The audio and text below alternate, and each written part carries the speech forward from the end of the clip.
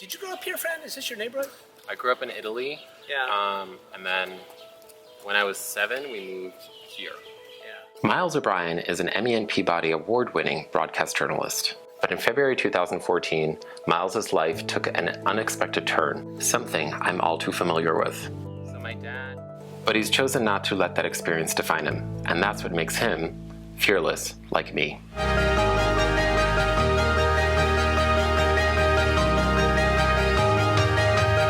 So the last time I saw you was 6 years ago. Yes. And we were talking about regenerative medicine. So at this point, do you firmly believe there will be a cure for paralysis and that will derive out of stem cell treatments? Absolutely.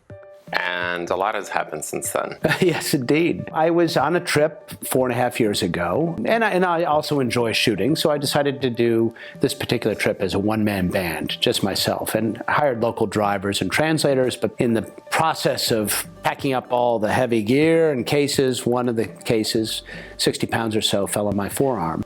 Seemed like a bruise. It was a bad bruise, but it didn't get any better. And by the time I got to a doctor, I was in a bad way. I had something called acute compartment syndrome. And he said, you know, we're going to do what's called a fasciotomy. We'll relieve the pressure. And if it didn't go well, he said, you might lose the arm. And I didn't, you know, that was pretty scary. And sure enough, I woke up, thought I still had it, but looked down and my life had changed in an instant. Who did you call when you realized that you were in that much pain? No one. Yeah. I was under the false assumption that reaching out for help is a sign of weakness, I guess. I did the same thing. The doctor said that I had a less than 20% chance of surviving the surgery. And they said, we have to call your parents because you will die. And I said, no. You totally get what I went through. We're human. Because you don't want to let them down. Exactly. I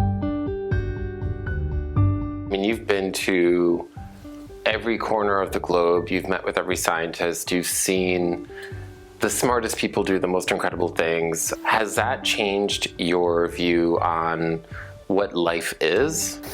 I mean, I thought of you. I really did. I did. I didn't know any, you know, one-armed people that I could, you know, yeah. But I had seen people who had faced challenges and had figured it out, you being one of them. I thought about my sister who battled stage 4 metastasized breast cancer for many years, and the battle and how she managed to live a very fulfilling life in spite of all of that. And when I see, you know, somebody like you with the grit and determination to do what you do, I thought, of course I can do this. When I came back to the NewsHour, I asked the executive producer, so I didn't know of any one-armed correspondents on TV, and I said, you know, do you want me to shoot around this? Do you want me to wear like a, you know, rubber arm? You know, she said, just be you. Which was, could you ask for a better, you know, just be Miles. And so I said, you know what, I'm not going to try to mask this or hide it. I'm just going to let people see me as I am. That's an important, just that in and of itself is an important thing for not just amputees, but anybody who's facing a disability, because there's this, you know, there is stigma, there is shame associated with this, the idea of being different, of being looked at, etc.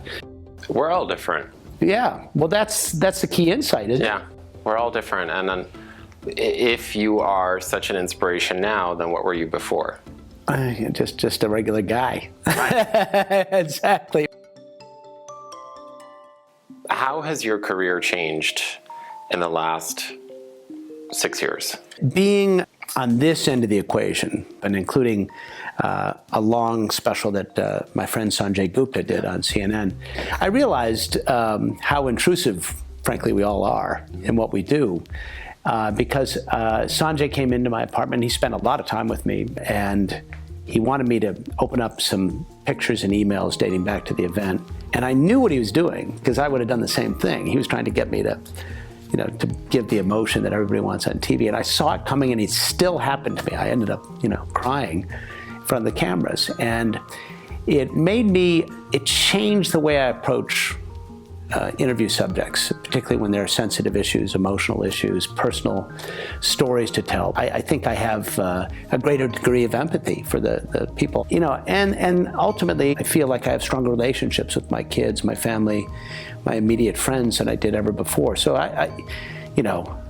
obviously I'd like to regenerate this if I could, but that's at the bottom of the ledger. I feel like I'm a better person, and frankly, it was a bad way to learn all those lessons, but I'm glad I learned them.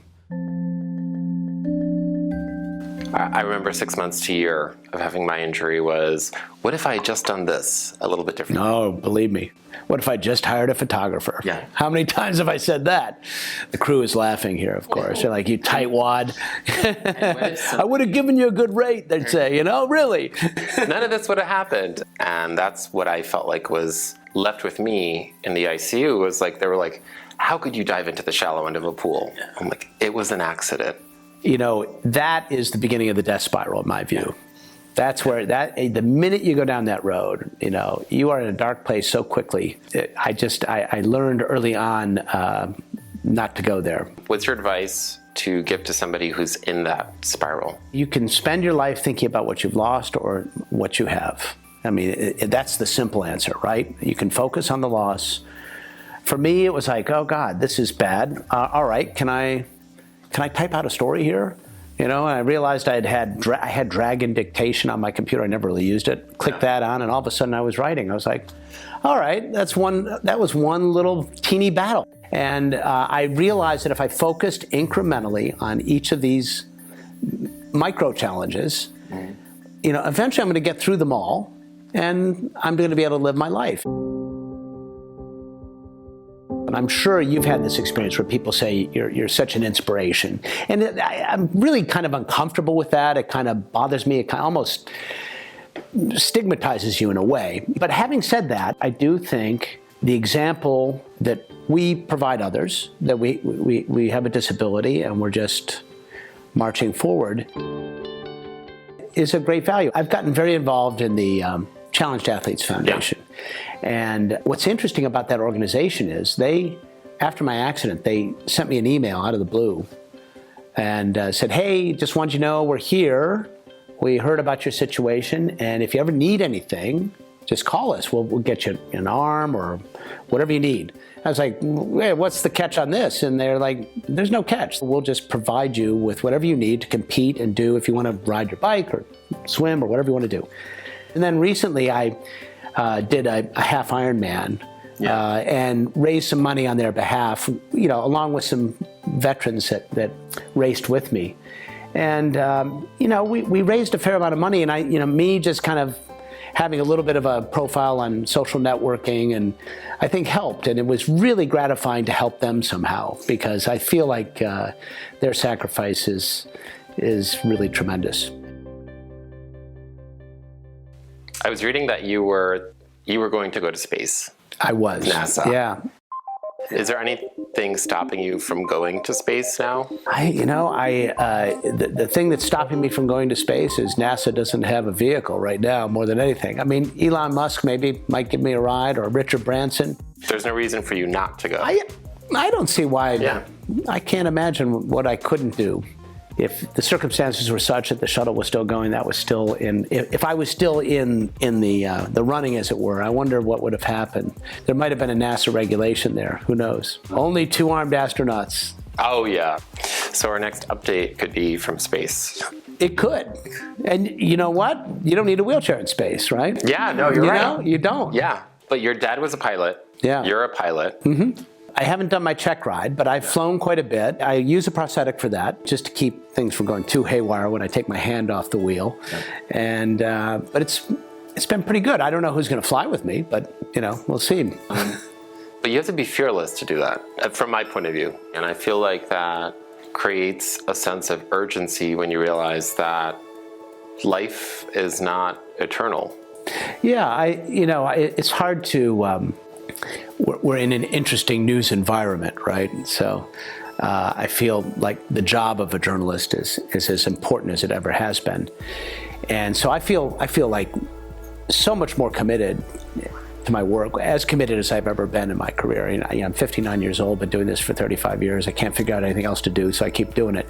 There's all these stories I really want to do right now, and I really want to do them urgently. Never let a one-armed man push a wheelchair. How much of that is driven by the fact that I've had a sense of, a little taste of potential mortality? How much of that has to do with me trying to be the best Miles O'Brien, one or two armed? I don't know. It's all part of the mix. Who knows?